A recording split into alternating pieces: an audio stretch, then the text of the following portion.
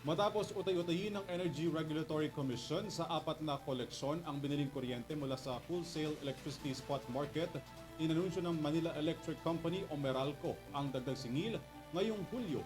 Si Louie Aliliana para sa detalye.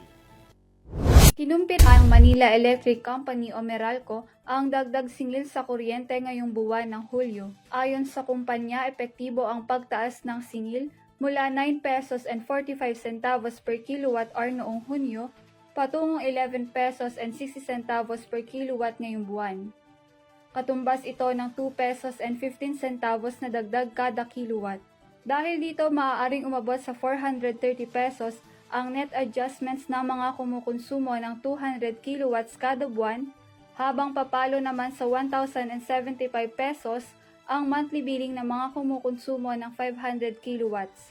Paliwanag ng distributor, ang naturang dagdag singil ay konektado sa pagbabalik normal ng generation charge makaraang utay-utayin ng Energy Regulatory Commission o ERC sa 4 na koleksyon ang binili nilang kuryente mula sa Wholesale Electricity Spot Market o WESM.